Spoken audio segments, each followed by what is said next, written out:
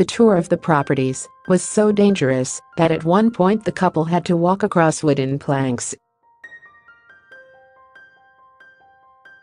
The Duke and Duchess of Cambridge were visiting houses in one of the town's most deprived areas, where children had until recently lived in squalor at the mercy of unscrupulous landlords. An official who showed them around said the couple were clearly unhappy about the fact children had been living there. One of the houses was covered in black mold and graffiti, with debris littering the floor and toys, and a small coat left behind. The Duke and Duchess had to avoid dangerous rotting floorboards as water dripped from a ceiling.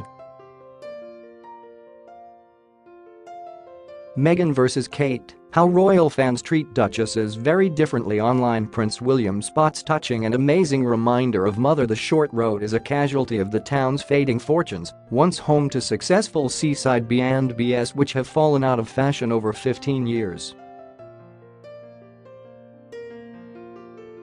Bought by private landlords, they have been used for multiple-occupancy homes, falling into disrepair in a broken market which has seen them take housing benefit without maintaining properties to a habitable level. Blackpool Housing Company has since bought the houses at a market rate of about £40,000 each, renovating them completely before renting them out as warm, safe, family homes. One of the properties was the scene of the sexual assault and murder of a girl stabbed 58 times in 2013. David Minto, then 23, lured 16-year-old Sasha Marsden to her death on the false promise of a job. The Duke and Duchess took a tour of one of the rundown houses, asking Lee Burrell from the housing company how they identified the properties in need of urgent renovation.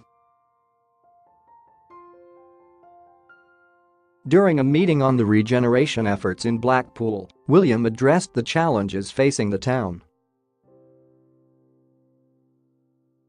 He described how it was once a jewel in the crown of the tourism industry before people began to travel further afield for their holidays.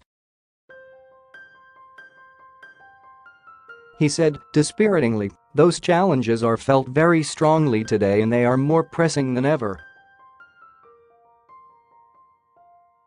He spoke of high unemployment rates and social problems, but also highlighted the brilliant schemes, including a new enterprise zone and exciting new investment in Blackpool's iconic tourist attractions. He added, "The story of Blackpool is a complex one of a proud history of testing times and newfound optimism for the future." Earlier the couple had been welcomed into a newly renovated house now lived in by Christina Jackson, 59. Miss Jackson, who had lost £1,200 of her deposit after she left her old rented property due to large cracks in the wall, said she now felt more settled.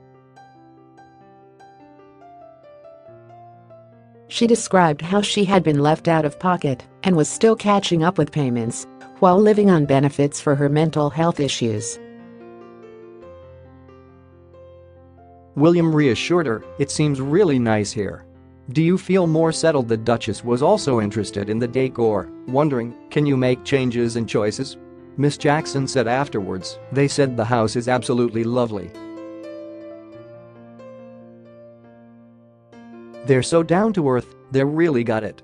Mr. Burrell, development director at Blackpool Housing Company, said the couple were incredibly interested. "They seemed shocked," he said. "There was surprise that properties could be in that position."